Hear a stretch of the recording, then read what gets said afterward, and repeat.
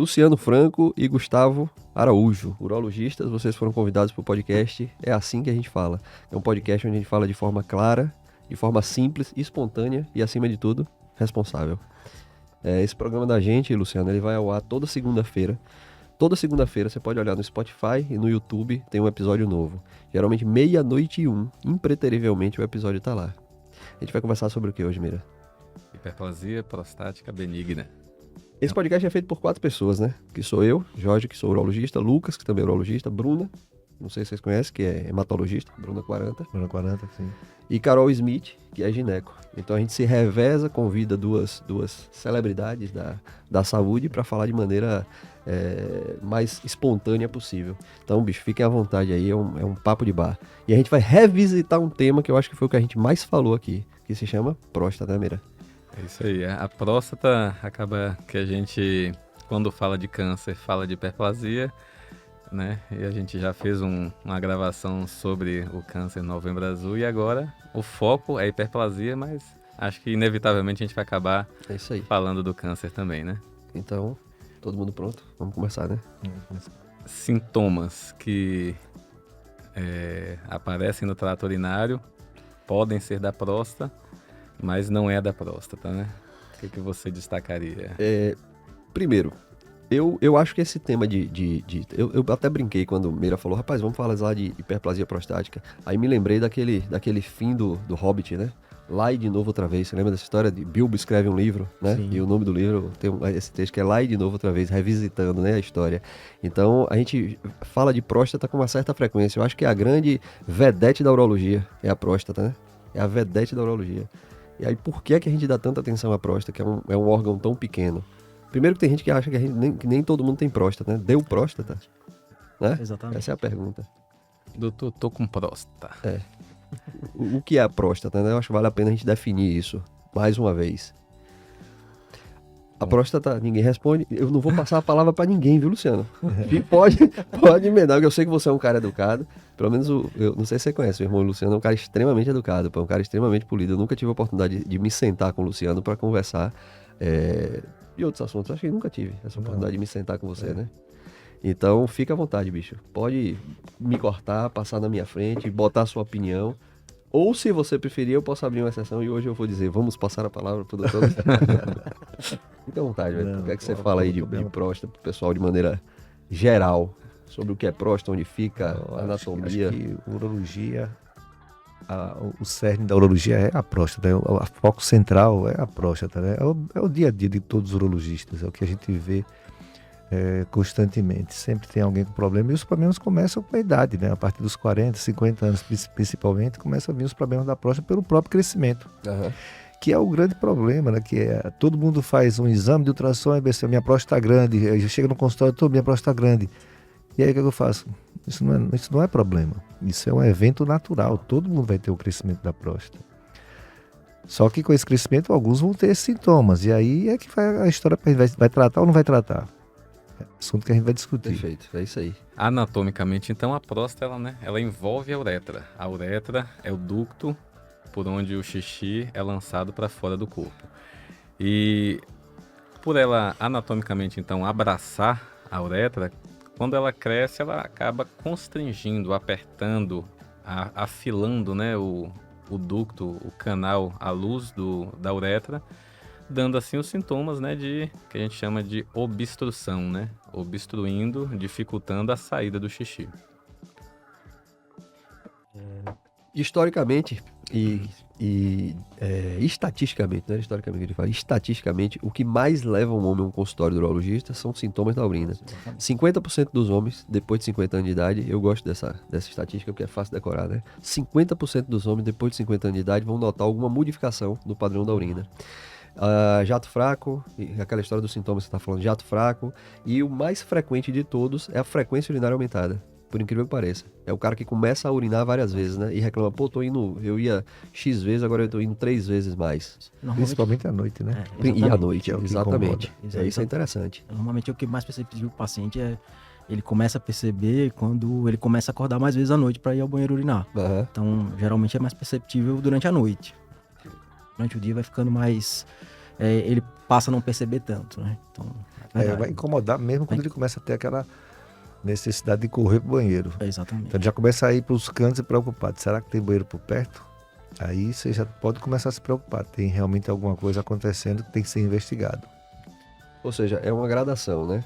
O cara começa jato fraco, não necessariamente vai um atrás do outro, mas jato fraco, faz força para urinar, a urina pinga, goteja no final, ele começa a não conseguir controlar a urina, acorda mais à noite, então tudo isso são sinais de alerta para que o homem pense, pô, será que isso realmente é algum problema relacionado à próstata? E buscar a consulta, buscar o urologista, né? Faz o xixi, Necessita voltar ao banheiro para completar a urina. isso não sai tudo, exatamente. É interessante, quando a gente fala sobre isso para um homem jovem, é meio irreal, né? Falar, pô, será que existe isso? Né? Ou para uma mulher, né? Mas para o homem idoso, isso é muito frequente. Muito. E Isso é tem uma muito coisa frequente. interessante também, que o paciente chega, você vai perguntar para ele no consultório, ei, você urina normal? Eu urino muito. Aí você fala assim, mas tu urina muito, urina até demais. Então, para mim, não tem problema de urina. O que é urinar demais? Aí ele começa a ter sintomas. E você acha que isso é normal? Perfeito. Aí é que ele vai começar a refletir que realmente não é normal você estar urinando muito. Você tem que urinar quantidade frequente e relativamente pequena. Exatamente. É verdade. Essa é uma pergunta que eu acho que todo mundo aqui começa a consulta dessa forma. E aí, seu fulano, como é que o senhor está urinando, né? Ou se o senhor está urinando bem. E isso é uma resposta que eu nunca tinha parado para pensar, mas os caras respondem isso mesmo. Tá urinando bem até demais. Não é o bem até demais, né? Eu tô urinando até demais. E aí depois ele discorre sobre essa questão da frequência e tal, tudo mais. É isso mesmo. É engraçado que os sintomas para o crescimento da próstata, os sintomas é um dado importante, né? Diferente do câncer. O câncer não dá sintoma. Então o paciente tem que fazer o screening, porque se ele esperar ter sintoma, no caso do câncer, a doença está muito avançada. Mas a hiperplasia, o crescimento benigno da próstata, ela dá muitos sintomas, só que os sintomas são insidiosos, né? Que a gente chama, é um nome difícil para dizer que vem aos pouquinhos, vem devagarzinho. Então o paciente acaba assumindo aquele padrão anormal como de costume. Né? Exatamente. Ele se acostuma a acordar uma vez à noite. É já um pouquinho antes do horário que ele ia acordar. Aí ele se adapta, para ele já passou a fazer parte da rotina. Aí depois acorda uma vez no meio da noite. Aí depois, ao longo dos anos, 2. E ele vai assimilando aquilo e não encara como um problema, né? Vai aceitando como normal, né? As modificações dos hábitos, eles vão aos poucos, e aquilo vai se tornando um hábito. Então, você vai adquirindo aquilo aos poucos, acaba que você não percebe muita diferença do que é normal, não é normal, deixa de ser normal, verdade. Agora, dessa coisa do urinar muito à noite, a gente tem que diferenciar aquele cara que ele acorda para urinar e o cara que tá acordado, dorme mal e urina. Que isso é uma coisa frequente também, né? O seu fulano acorda 10 vezes à noite, ele acorda 10 vezes à noite, e todas as vezes que ele acorda, ele vai estar com um pouco de vontade de urinar. E ele vai e urina. E fora que acordar à noite para urinar não necessariamente vai ser um problema da próstata. É um sintoma realmente que pode ser relacionado à próstata, mas existe uma série de doenças clínicas que podem fazer com que o cara precise urinar mais à noite, né? Exatamente. Porque o rim termina filtrando mais, a bexiga enche mais rápido e desperta com essa vontade, né? Agora, quando chega no consultório, um homem que simplesmente, imagina, vamos fazer uma simulação aqui de uma consulta. Eu chego lá no consultório e falo, doutor, eu tô com dificuldade para urinar. Qual é a sua sequência? Como é que vocês conduzem isso aí?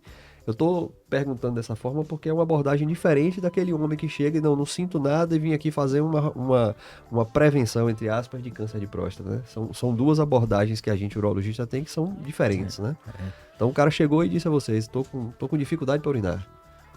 Nada mais claro pra gente do que uma queixa assim, né? Direta. Estou com dificuldade para urinar. Você não precisa nem pensar muito. Eu costumo normalmente, assim, como essa percepção da frequência às vezes é difícil durante o dia, então eu costumo perguntar ao paciente à noite. Então, assim, quantas vezes ele costuma ir ao banheiro de uma forma habitual? Então, se atrapalha o sono, se começa a incomodar. A literatura fala que até às vezes 3 vezes à noite pode ser normal, mas assim, 3 vezes tem gente que acordar 3 vezes à noite é ruim pro sono. Então, uma forma de você perguntar. Uma forma de avaliar o jato, eu costumo às vezes perguntar ao paciente, por exemplo, vamos pensar na criança assim, que gosta de geralmente brincar com a urina. Então, assim, o paciente, quando ele está em pé, se ele pudesse estimar a distância com que o jato iria, Se é um jato muito longe ou se para urinar, se ele está Sepulto, eventualmente molhando os próprios pés. Uhum. Então, assim, você consegue ter uma estimativa da força do jato. Então, sabe? Perfeito. Um sintoma mais obstrutivo ali, já começa a ter uma noção, uma dimensão, né? Ou eventualmente aquele paciente que deu vontade de fazer xixi, se não for logo, vai fazer na roupa, Pinga, né? doutor, faz, às vezes pinga e tal. Então você começa a ter alguma noção aí de como ele tá urinando de uma forma mais simples, né? Eu costumo abordar o paciente da seguinte forma, uma coisa bem que eu tenho na minha cabeça, do começo até o fim. Então, por exemplo, se eu sentir vontade de urinar, e aí, como é que é? Se eu tenho que correr para o banheiro, seja a primeira coisa. Não consigo chegar a tempo. Quando chega lá que vai fazer, demora a sair, eu saio logo. Não, sai fácil, ou então demora a sair, aí eu vou tirando minhas conclusões. Mas o jato, quando sai, ele sai contínuo, do começo ao fim, interrompe no meio do caminho, corta, você tem que parar. Não, eu vou até o final, ou então não, para, aí descansa um pouquinho, aí eu vou, faz mais uma forcinha. Então eu vou interpretando tudo isso aí, porque tudo isso são sintomas. Se ele demora a começar a fazer o xixi, se ele tem que correr para o banheiro, se o jato interrompe, se ele tem a sensação que não sai tudo no final e depois precisa fazer força, e à noite, quantas vezes você costuma levantar? Juntando tudo isso, que ele falando para mim naturalmente, e eu perguntando naturalmente, e aí, esses sintomas que você está falando aí já são sintomas relacionados à próstata. E a partir daí, claro, obrigatoriamente depois a gente vai ter que fazer o exame físico e depois a sequência de exames complementares. Essa é uma maneira boa, realmente, de você seguir essa sequência de sua anamnese, né? Você começar do início. Quando o senhor vai para o banheiro, quando o senhor está urinando e quando o senhor termina. Né? É uma forma boa. É por isso, Beira, que você disse que o cara é referência. Na verdade, na verdade, isso aí é hábito, né? Você vai fazendo né? isso tanto que você pega a sequência, né? Fica medular, né? E acaba que o paciente acaba entendendo que você está vendo que é uma sequência. Até o próprio acompanhante vai ajudar. Que geralmente muitos homens vão com a esposa, né, com a companheira do lado. Às vezes amarrado, né? Porque não quer ir. Levados pela orelha, né? Exatamente. Eu acho divertido quando vai, às vezes, uma esposa que contradiz o marido. Não, Seu fulano, o senhor urina bem. Maria, mentira. Aí um olha para o outro e ficam brincando, um olhando para o outro, fica discutindo. Isso aí, quando vai pro banheiro, passa olha, doutor, fica ali, ó, um tempão tentando urinar. Então, e aí gera uma pequena discussão, né? Eu acho divertido esse tipo de dinâmica que termina acontecendo no consultório. Bom, aí a gente seguiu essa sequência das perguntas e realmente caracterizou que provavelmente esse senhor ele deve ter alguma coisa relacionada à próstata. E aí, em geral, o que é que vocês pedem como é que vocês abordam isso em termos de exame? Lembrando que o que a gente vai falar aqui não é para orientar colega, né? Isso aqui é para o paciente que está ouvindo e que sabe que ele está com uma sequência de exames na mão e às vezes não dá importância àquilo. Por que é importante fazer esses exames e o que é que vocês pedem habitualmente? Normalmente o paciente que tem muito sintoma urinário, então assim, ultrassom para a gente avaliar o tamanho da próstata, isso é praxe do urologista, né? Então o paciente muitas vezes quando volta com ultrassom questiona, foi visto de característica da imagem, mas pra gente a gente sabe que é basicamente pra gente avaliar o tamanho da próstata, eventualmente alguns sinais indiretos ali de bexiga que podem sugerir pra gente que a próstata realmente ela já tá obstruindo a micção, uma urofluxometria, principalmente para aquele paciente que é muito sintomático, pra gente quantificar o jato. E o PSA. É a urofluxometria. Urofluxometria, é verdade. Eu sigo essa ordem, né? Eu examino o paciente já na primeira consulta, tem colega que prefere examinar numa segunda. Sistematicamente eu faço o toque e sempre com o paciente deitar de barriga para cima. Parece uma coisa irrelevante isso que eu vou falar agora, mas é importante. Não sei se vocês já tiveram a oportunidade de pedir pro paciente, seu fulano, o senhor vai deitar, cabeça para cá, os pés para cá, e o cara pergunta, não é de lado? Ou não é em pé? Né? Não sei se vocês já tiveram esse questionamento. Se ele vai em um médico. Não é pouco, mas já tive. Eu tive um dia desse agora, um paciente que ele até ficou meio desconfiado, assim, falou, o cara vai me examinar deitado. E aí eu expliquei pra ele que existem algumas opções de você examinar, né? Que eu prefiro examinar o paciente na chamada posição de litotomia, né? Que é a barriga pra cima, as pernas dobradas. Por quê? Porque depois que eu fizer o exame do toque, eu consigo examinar a virilha, consigo ver se tem hernia inguinal, consigo ver testículo, consigo ver pênis, consigo ver meato, né? A cabeça do pênis, ver se tem alguma alteração. Então eu prefiro prefiro examinar dessa forma. Mas tem colegas que foi o caso do urologista que acompanhava com ele, que prefere examinar em pé. Que existe essa forma, né, de você Isso. fazer o toque retal em pé para avaliar a próstata. Eu acho que eu já examinei paciente em pé uma ou duas vezes, porque o paciente pediu. Sim. Mas para eu examinar em pé, eu não tenho essa opção, até porque o toque você não avalia muito bem a próstata. Você não consegue palpar bem ela na toda extensão. Algumas vezes, até mesmo na posição deitada, a gente tem dificuldade de alcançar a próstata. Mas eu concordo com o Jorge também, e eu acho que é muito importante você imaginar o paciente deitado, porque você precisa palpar o abdômen. Exato. Antes de examinar a próstata, você precisa palpar o abdômen. Porque às vezes você encontra outras coisas que são às vezes mais importantes até que a própria Sim. próstata.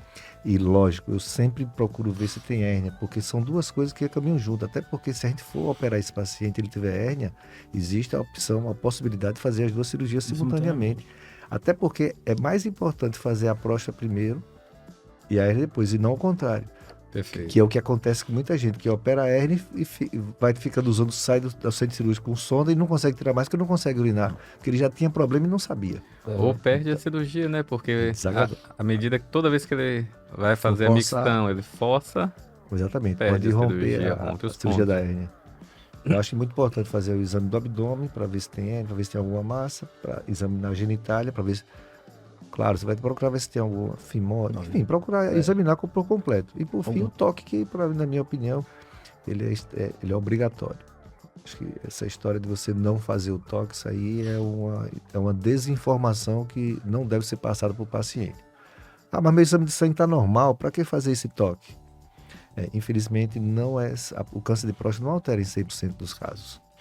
Então, muitas vezes, a gente tem paciente com PSA totalmente normal e tem nódulo lá. Isso você só descobre se tocar. Porque você não vai andar fazendo ressonância para todo mundo.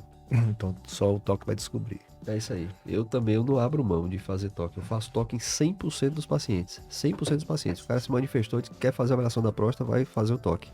Obviamente, dependendo da idade, né? Se chegar um cara com 30 e poucos, não vai fazer. Mas passou dos 45, eu faço em todos. Mesmo com PSA de 0, Faço, bicho, faço.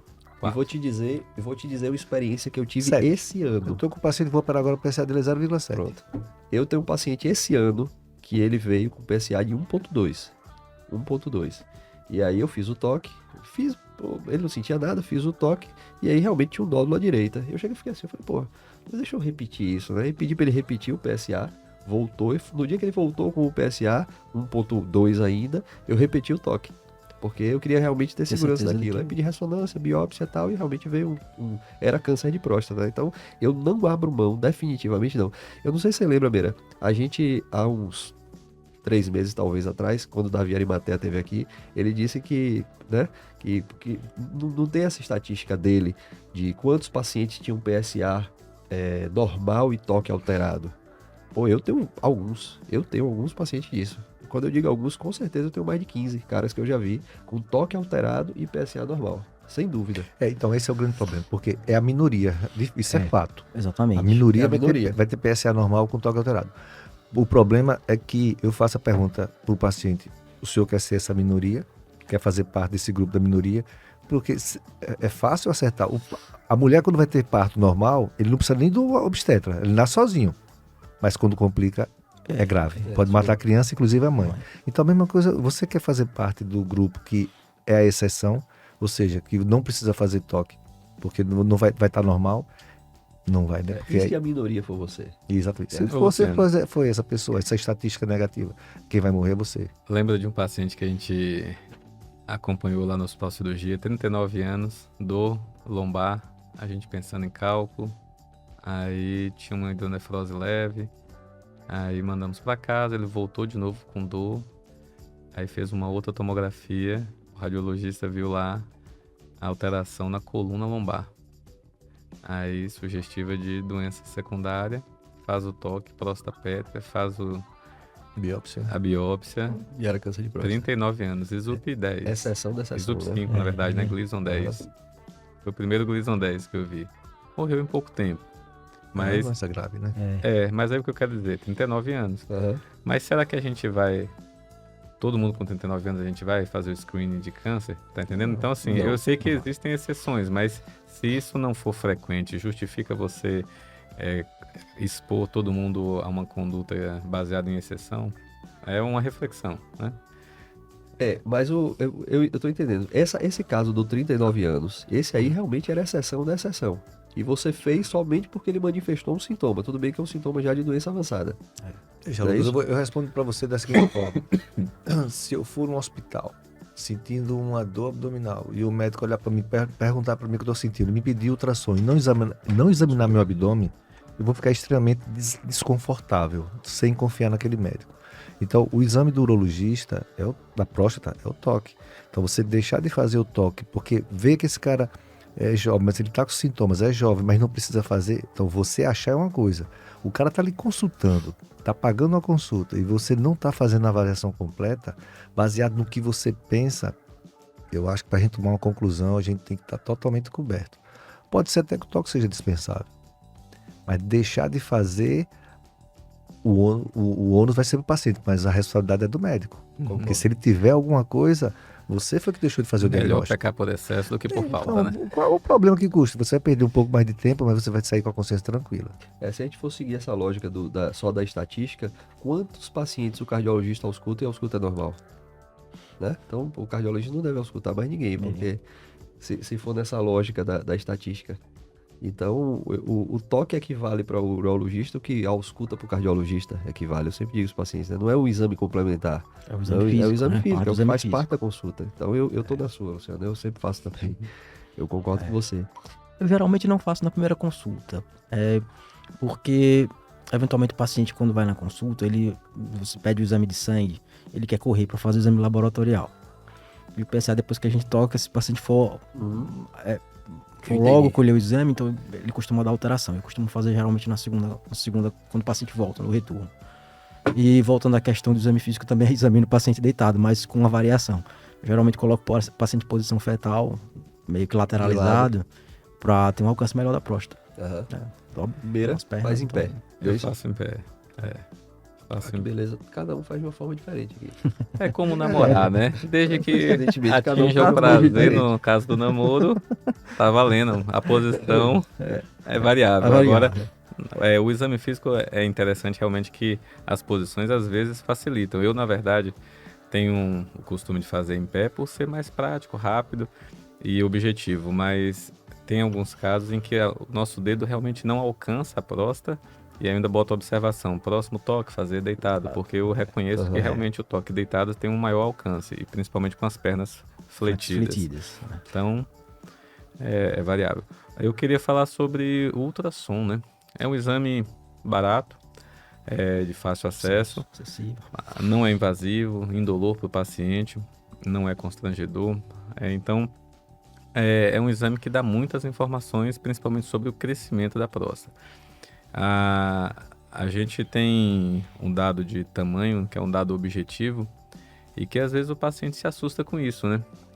Doutor, minha próstata está grande, até porque o valor de referência vem cada vez diminuindo, e justamente para não deixar passar casos importantes de problemas na próstata, mas na verdade o que o paciente precisa entender, né, e que a gente tem vários outros fatores para refinar, mas é que o tamanho é um indício de que pode estar acontecendo algum problema, mas não necessariamente é um problema.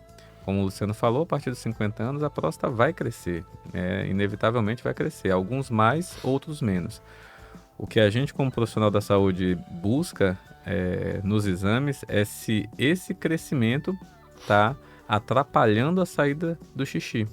E isso leva a problemas, né? Problemas porque a bexiga é um músculo, ela armazena a urina. Então, ela relaxa, armazena o xixi. Quando está cheio, contrai para expulsar o xixi. E o xixi é produto do metabolismo celular, é o que não presta para o corpo. Então, não é interessante ficar preso.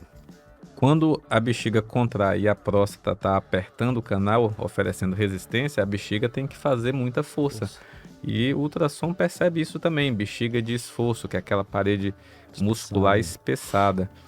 Isso para o bíceps pode ser uma vantagem, né? Um músculo forte. Não, doutor, minha bexiga está musculosa. É ruim, na verdade, né? A bexiga de esforço quer dizer que ela está se estragando. Eu costumo falar para os meus pacientes o seguinte: imagine um elástico. Se você puxa muito um elástico, rompe as fibras elásticas e o elástico perde a elasticidade. No músculo da bexiga, quando ele faz muita força, ele rompe as fibras musculares e perde a capacidade contrátil. Então, quando você deixa o seu músculo sofrer, fazer muita força, o músculo da bexiga, você está expondo o seu músculo a um estresse que ele vai estragar e depois, mesmo que a gente faça uma cirurgia, execute bem feita, se a bexiga não está de volta. esforço, você perdeu um músculo que não se recupera, né?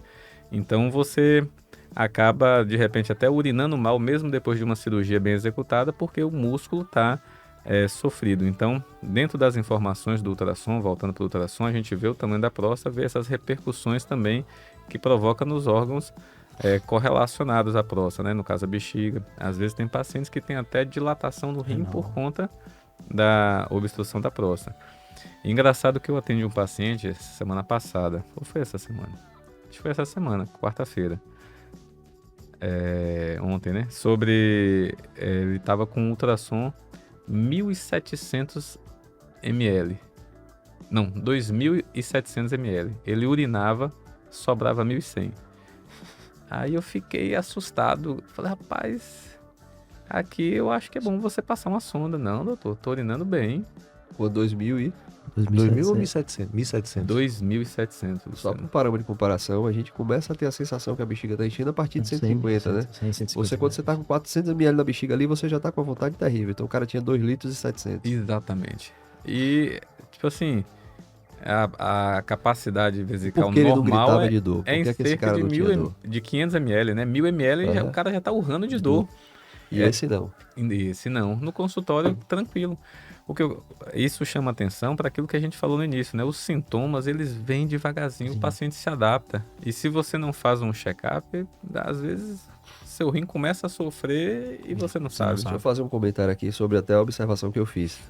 Esse cara não gritava de dor, esse cara não urrava de dor, né? Isso não é um ponto positivo pra ele. Pô, o cara é forte, o cara é resistente. Na verdade não, é porque a bexiga dele provavelmente Já tá tão estragou. estragada Já estragou, que ela já não era. tem nem mais essa sensibilidade de mandar pro cérebro a notícia, estou cheia, me esvazie. Ela já desistiu de Ela trabalhar. desistiu, é uma bexiga que desistiu. Desistiu. É isso aí.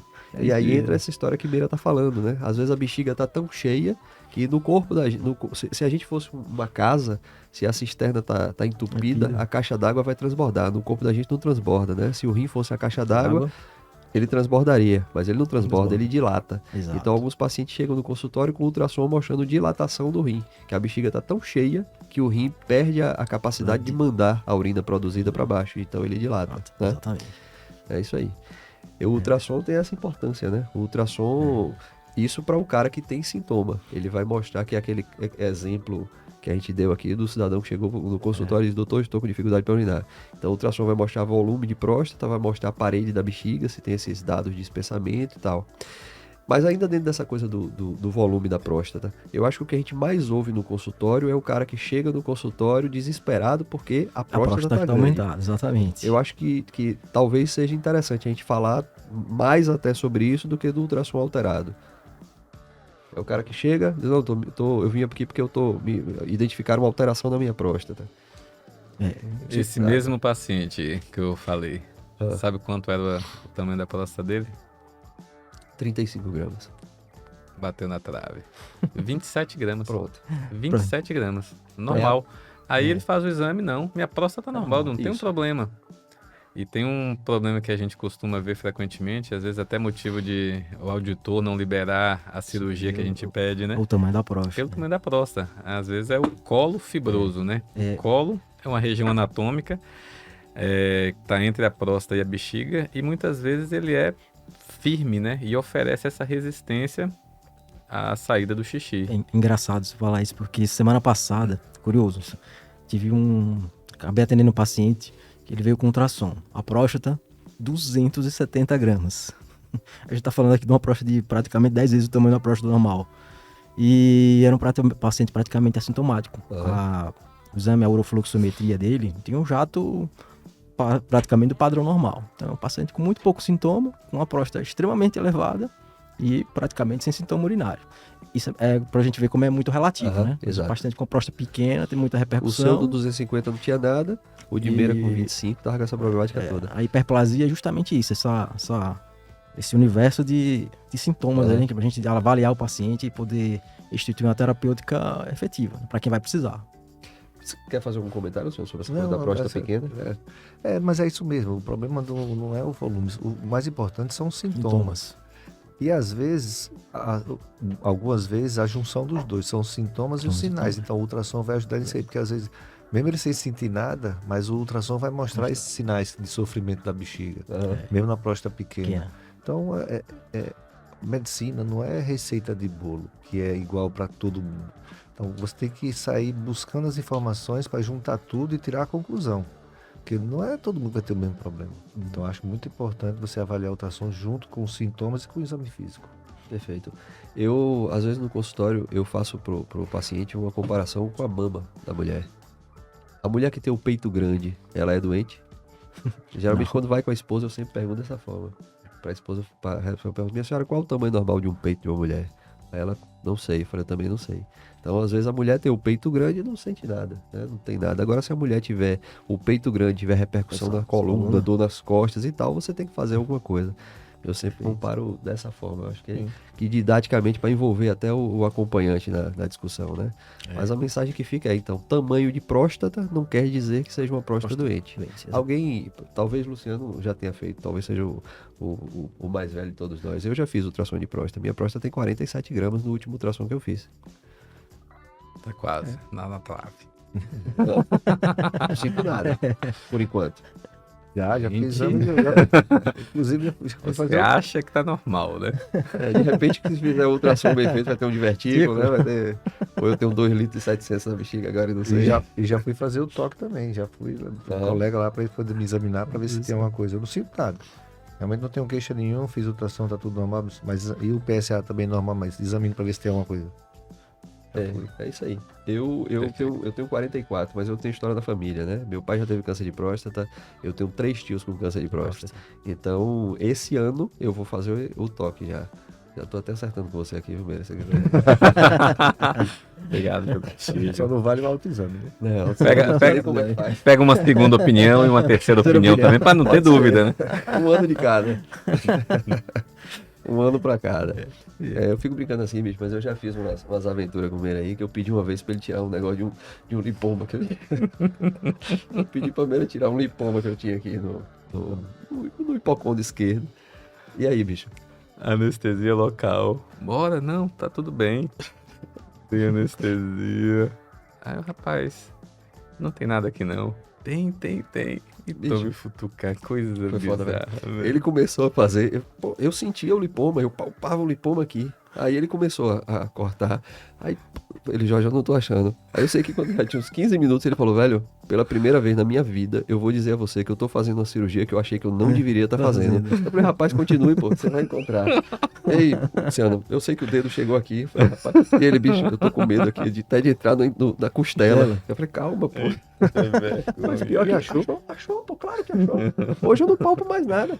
Não sei se a fibrose da cicatriz cobriu, né? Cobriu o lipoma. É isso mesmo, foi uma aventura, pô. Umas coisas que o cara não... E foi um dia que não tinha ninguém na sala, né? E aí não tinha uma instrumentadora pra trazer o material. Eu teve que parar no meio, trocar a luva, foi bagunça. Não recomendo a ninguém. Foi uma aventura. Pô, Mas eu achar um lipãozinho, alguém para afastar ali. Pô, bicho, Então, eu sei que eu tenho peso na consciência, velho. Porque o coitado do cara virou pra mim e falou, velho, eu vou dizer a você, é a primeira vez na minha vida que eu tô fazendo uma cirurgia que eu não deveria estar fazendo. Eu falei, calma. Voltando à história dos sintomas da próstata, né? Se eu tiver de operar sua próstata, vai ser melhor do que essa experiência. Vamos viu? ver. Vamos pra frente. Agora, você falou da fluxometria, né? Exato. Que é o exame que você pede. A fluxometria, se você quiser falar alguma coisa, fica à vontade. Sobre o que é e por que você pede. O nome para o paciente às vezes é muito complexo, né? Para ele entender o que a gente tá solicitando. Mas, por mais que o nome seja um pouco mais... O exame é extremamente simples. O exame é extremamente simples. Eu costumo dizer ao paciente que vai a mesma coisa que vai fazer no vaso sanitário. Só que ao invés de fazer no vaso sanitário de casa, você vai fazer na clínica. E a diferença é que não tem água no fundo do vaso. Vai ter uma balança. Essa balança é ligada no computador e ela vai me gerar um gráfico. Pra gente ter uma noção, poder quantificar o que é esse jato, né? Como o senhor está urinando. Ou seja, é uma forma prática Objetiva daquele cara, uma maneira objetiva de a gente... de você ver se o cara tá urinando com jato forte ou se ele tá urinando com jato fraco. Pra gente, né? mais um dado é se corroborar naqueles sintomas que o paciente reclama, né? Do jato tá fraco, tá forte, e às vezes a gente se perde um pouco no que o paciente tá falando, né? Para poder ter uma forma mais objetiva de você avaliar, a urofluxometria é muito importante nesse sentido. Eu peço também. Um paciente que tem muito sintoma, peço de rotina. Né? Vocês têm esse hábito? Tem um hábito, eu acho um exame importante. Acho que também é simples, né? Como ultrassom, talvez até mais simples do que o ultrassom. O paciente vai urinar e traduz a quantidade de xixi que ele faz por unidade de tempo. Então, dá pra gente ter uma noção da pressão, né, da urina. E é um dado que serve para você também parametrizar a eficácia do tratamento que você vai impor. É um dado objetivo, né? Porque se a gente não tiver esse dado, fica mais no sintoma do paciente, que a gente até falou no início. É importante, mas nem sempre é tão fidedigno, né? Aí entra aquela questão. O cara, ele chegou com sintoma, a gente viu que a próstata dele é grande, fez a fluxometria, o jato realmente é fraco, fez o toque, realmente mostra que a próstata é grande. E agora? Tem que operar. É isso? Não necessariamente. Não. Esse é o medo que o paciente tem, né? Pô, eu tô com a próstata grande, tô com minha próstata doente, então eu vou ter que operar. E aí, fora que junta esse conceito, a gente pode falar isso mais pra diante, mas esse conceito vou ter que operar a próstata traz uma porrada de pensamento, né? O que é que vai acontecer comigo, de sequela e tal, tudo mais. Então, próstata grande, a gente chegou à conclusão de que esse hipotético homem que disse no início do consultório que tem sintoma, que tá com dificuldade para urinar, a gente chegou à conclusão de que realmente a dificuldade de urinar dele é relacionada à próstata. E agora? Como tratar esse cara? Cirurgia. Não necessariamente, né? Então, a cirurgia é uma das opções. Mas hoje a gente já tem um arsenal terapêutico que é capaz de melhorar, oferecer, principalmente o paciente que tem muito sintoma, você já começar a oferecer a qualidade de vida, né? Melhorar os sintomas. E os pacientes que têm algum grau de hiperplasia, as medicações que fazem efeito de massa, reduzem o tamanho da próstata e acabam com o efeito contínuo, né? O uso contínuo da medicação, oferecendo uma melhoria do jato e você conseguir acompanhar esse paciente sem ser tão invasivo. Mas a gente sabe que os remédios, o paciente às vezes, voltando um pouco na história, o paciente gosta de perguntar quando ele chega no consultório sobre a hiperplasia, diz, doutor, tem alguma coisa que a gente pode fazer para prevenir, para ela não crescer? Mas pode, você tem duas coisas para fazer, deixar de ser homem e parar de envelhecer. É isso mesmo. É isso, não tem o que fazer. Então, o efeito, o fator de crescimento da próstata, ele tá lá. Ele vai continuar lá. Que é o envelhecimento. Exatamente. Então, assim, a gente inicialmente trata com as medicações, pacientes que vão muito bem, permanecem um bom tempo aí com medicação, com bom controle. Mas, eventualmente, vai existir aqueles pacientes, como o fator de risco tá lá, continua, a gente não removeu, ele acaba tendo piora dos sintomas, entra em falha terapêutica e a gente, eventualmente, vai ter que operar realmente esse paciente. Então, é isso, né? Então, a forma inicial de tratamento clínico. Medicação, né? Não tem medicação. Você não pode falar em cirurgia sem tentar o tratamento clínico. A não ser que o paciente já chegue sondado, já está com sonda.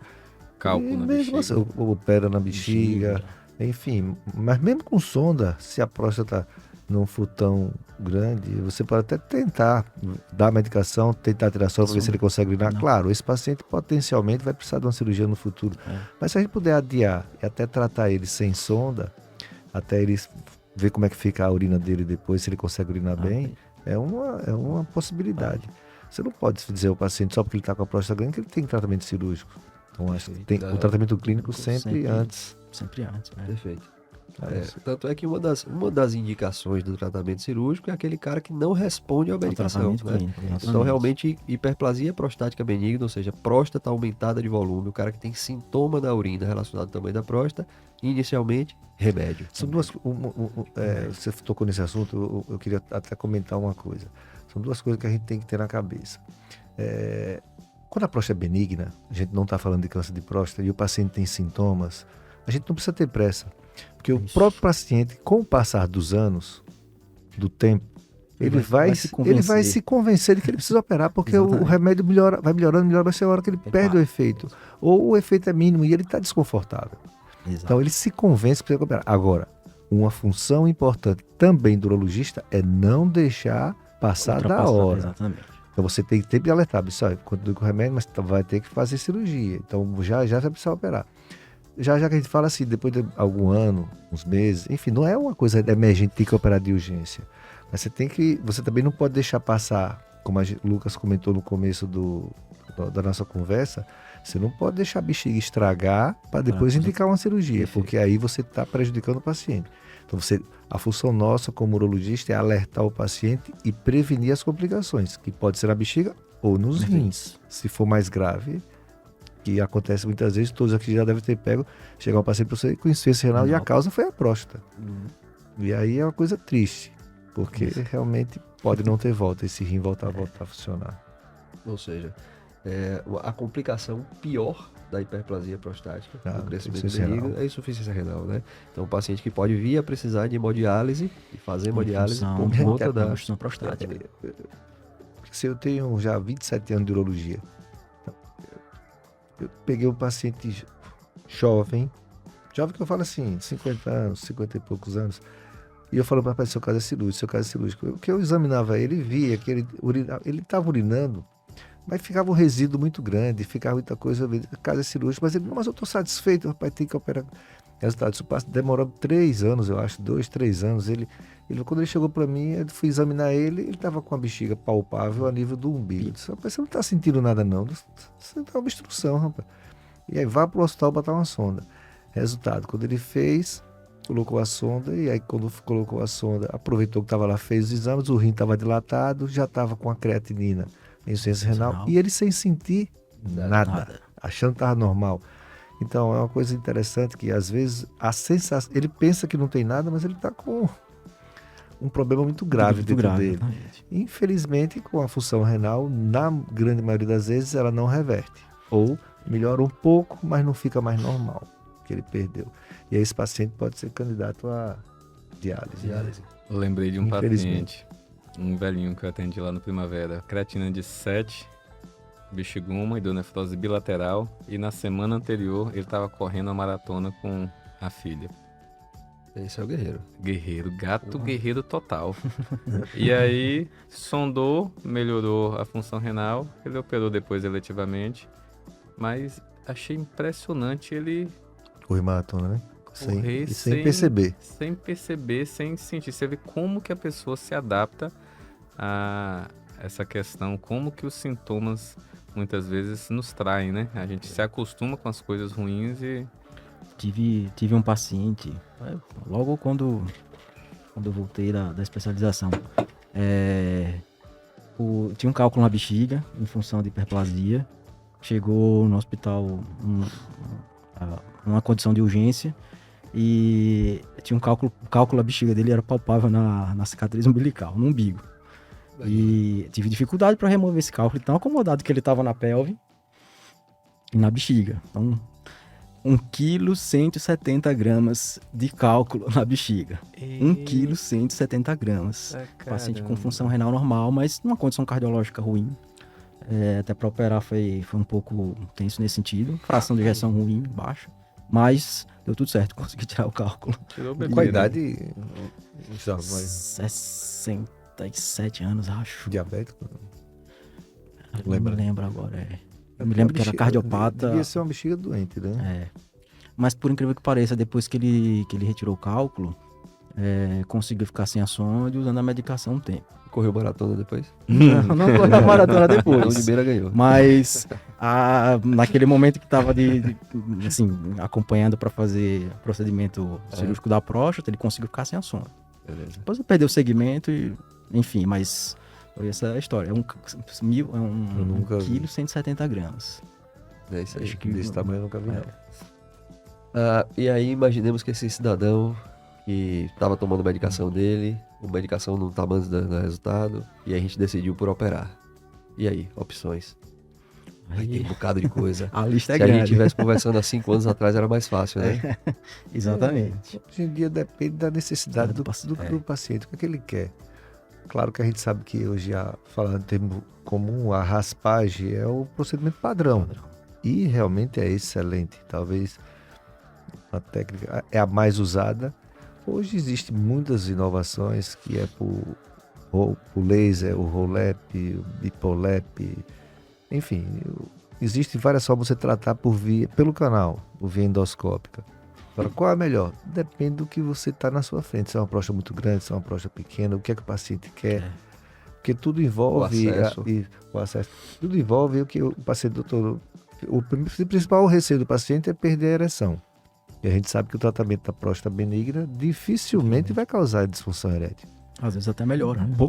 Às vezes A gente melhora, não pode porque ele vai prometer, urinar mas melhor, melhora, então ele vai aquela- ter um desempenho melhor, é verdade. Luciano, isso é aquela frase que vale a pena repetir, né? Que o cara acha que quando ele operar a próstata, ele vai perder a ereção. É, Não é uma regra. não. Não é uma regra. Claro Na realidade, quando a gente está falando de próstata benigna, não é. A Perfeito. resposta é, doutor, eu vou perder a minha ereção quando eu operar da minha próstata benigna, meu crescimento de próstata, eu vou operar.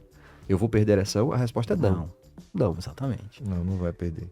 Então, dentro do tratamento endoscópico, né, tem várias fontes de energia, várias até técnicas também para você retirar esse tecido que está entupindo a uretra. E seja ela endoscópica ou cirurgia aberta, a sequela que vai acontecer em 99,9% dos pacientes Ejaculação. é ejaculação retrógrada. Perfeito. E às vezes os pacientes confundem a falta de ejaculação com Uhum. alteração na função sexual.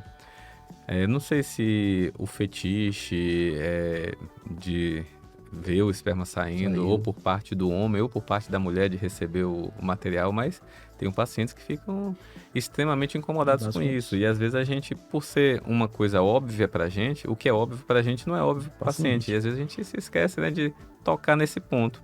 A gente lembra da função sexual, não, vai ficar a mesma ereção, não vai mudar nada. Mas a ejaculação. A sim. ejaculação muda, né? Mas, independente de ser cirúrgico ou não, o próprio tratamento medicamentoso também já influencia, né? deixa alterações nisso. Então, o paciente meio que talvez já se acostume, aquele paciente que vem tratando com medicamento e aceita um pouco mais. Mas esses pacientes que às vezes têm uma retenção urinária aguda ou um cálculo, uma situação em que ele pula a etapa do tratamento medicamentoso, às vezes o choque também é maior em relação a isso, né? Eu acho que, na verdade, o paciente acaba fazendo uma associação de coisas, né? Então, ele associa o orgasmo à ejaculação. Quando ele passa a não ter a ejaculação, continua tendo orgasmo, mas passa a não ter ejaculação, ele cria um certo bloqueio consciente ou inconsciente aí de que ele Não tá chegando no a orgasmo. função sexual já não tá boa, então acaba às vezes afetando a ereção também, né? Mas é um Sim, fator mais o psicológico. psicológico do que eventualmente fisiológico, né? Que a gente vai da função realmente em si, da função erétil em si. Acho que é mais isso. Então, se o cara que vai operar da próstata, a próstata benigna, se decidiu por operar, ele vai ter problema de ereção? Provavelmente não. Provavelmente não. Agora ele vai ter problema de ejaculação? Provavelmente sim. Né? Essa é a sequela mais frequente do pós-operatório do tratamento de próstata benigna. A chamada ejaculação retrógrada. Então ele vai ter um prejuízo na ejaculação, ele não vai mais ejacular. Vai ter ereção, vai ter orgasmo, mas não vai ejacular. É Costuma orgasmo na verdade, seco, né? Ele vai ejacular Exatamente. junto com a urina, né? A ejaculação, A vai ejaculação sair. vai sair quando ele a urina. urinar. Aí já é uma coisa mais difícil até de explicar, né? Tá tão Mas aberto tenta para a explicar, bexiga. Meira, aí de uma maneira... Então, a cirurgia ela abre tanto o canal, a gente abre para cima, né, em direção à bexiga, porque a gente não pode abrir para baixo porque tem o esfíncter, que é o que dá a continência e que faz o xixi ficar seguro, né? Você não ficar urinando de maneira contínua, perdendo urina. Então, como tá aberto lá para cima, na hora que você ejacula, era para estar o sêmen fixo num ambiente contido, né, entre o esfíncter e o colo vesical. O colo vesical mantém o tônus fechado e o esfíncter abre, por isso que sai sob pressão, né? Ele incha e depois o lado do esfíncter abre. Só que ele não vai inchar. Na hora que o sêmen receber, o colo está aberto, parte da bexiga, e o sêmen então vai escorrer para junto do xixi. É mais ou menos isso, né? É difícil explicar, né? Difícil. Mas hoje já tem técnicas que você faz, que é o Que resumo, né? preservam, Que né? preserva a ejaculação. Noção. A própria RTU, que é a raspagem, se você fizer ela e preservar um pouco O lobo mediano, O véu. o vero com o lobo mediano ali. próximo do vero ali, você pode ter uma ejaculação natural. O problema é quanto você deixa, porque o risco é você fazer uma cirurgia e o paciente continuar com os mesmos sintomas, mantendo a ejaculação, mas com o mesmo sintoma Sintoma, da né? urinária. Então, realmente o que Jorge falou aqui, você não pode prometer ao paciente que ele vai ejacular Não, normal, porque a maioria deles não vai. Não vai. Mas se ele não for, certamente ele vai urinar muito bem. A cirurgia bem feita, ele vai urinar muito bem. E é o objetivo da cirurgia, né? Então, a gente Uma tem que cirurgia cumprir o bem- objetivo uma do cirurgia que bem indicada. Exatamente.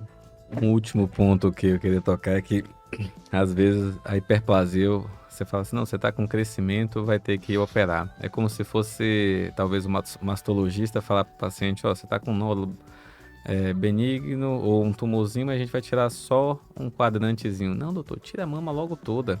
Né? Doutor, por que não tira a próstata logo toda? Aham. Pergunta frequente, exatamente. E é uma cirurgia que, se a gente trata a próstata de maneira doença benigna, é uma cirurgia bem, assim, menos agressiva. E o câncer já é uma cirurgia outro nível, né? Bota uns 3 degraus acima na escada, digamos assim, de complexidade, né? Eu ouço muito isso também. E meu argumento com o paciente é o seguinte, fala, ó, só se tira a próstata inteira, inclusive quando você faz a cirurgia cortada, que não é uma cirurgia pelo canal, você tira o miolo da próstata, né? Você não tira a próstata toda. Exatamente. E aí eu explico para o paciente da seguinte forma, se você tiver câncer, você pode tirar a próstata toda. Fazendo uma comparação, seu fulano, é como se você quebrar o cotovelo, você vai fazer o quê? Cara, pô, eu vou encanar o cotovelo, né? Agora, se for uma coisa que você precise cortar o cotovelo, você tiraria o cotovelo, cortava aqui e botava a mão no ombro, né? A cirurgia do câncer de próstata, na prática, é isso. Você tira um pedaço e costura o que está na frente do que está atrás. Não é isso? Exatamente. Se fosse no cotovelo, você tiraria o cotovelo e costura a mão no ombro. Fica igual? Não, não fica. Então, esse eu não quero. Gostei. Eu sempre explico o paciente dessa forma. Exatamente. Você não vai ficar igual, pô. Você não vai ficar igual. Então, a gente não tira a próstata na doença benigna por isso. Porque na prática é como se você tirasse a mão e costurasse no ombro. Aí ninguém quer, né? Rapaz, Porque realmente gostei, viu? fica claro. Concorda? Sim, claro. É uma maneira boa didática analogia. e visual. Exatamente. Didática e visual. Vou adotar essa estratégia aí. É isso aí. O nosso horário, a gente tem um tempozinho aqui. Estamos batendo 54 minutos agora. E aí a gente tem, Gustavo, eu não vou fazer isso com o Luciano, não vou fazer com você. A gente tem um momento que se chama Constrangendo o Convidado. Sabe como é? Você já tá seguindo a gente? Não? Já. Já tá seguindo, né? Mira, fica à vontade. Você que é o, Então, que é o cara da rede social. Sou demais. Eu gostaria, então, de lembrar vocês que a gente está no Spotify, no YouTube e no Instagram. E se você gostou do conteúdo, você possa indicar aí para os amigos, para as pessoas que você julga relevante. E para a gente continuar produzindo material de qualidade para vocês comecem a seguir a gente. Você queria pedir uma doação, Curtem. né? Você sentiu isso? Curtem e compartilhem. Mas se quiser fazer o Pix também, é O assim que a gente fala. O QR Code na tela. Mas a gente queria também deixar o link aí de vocês. Se alguém que está Onde é que a escutando gente a encontra gente vocês? tiver a intenção de procurar vocês, como é que a gente Rede acha? social ou o que for. Eu não sou um cara muito ativo de rede social, não, mas eu tenho Instagram,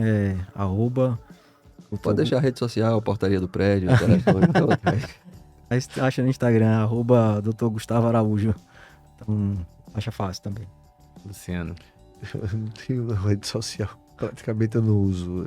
Eu Aham. não tenho esse hábito, não. Mas no consultório, Eu sou... 2 lugares que são minha casa. É o Hospital Cirurgia, que eu estou lá há 27 anos. E meu consultório fica no Centro Médico Jardins, em frente ao Hospital Primavera. Ô, Luciano, pra finalizar, eu vou deixar uma pergunta. Você tem consciência que você é a referência de todos nós aqui nessa mesa? Eu sou o mais antigo. Beleza, e você responde a gente fora do ar, então.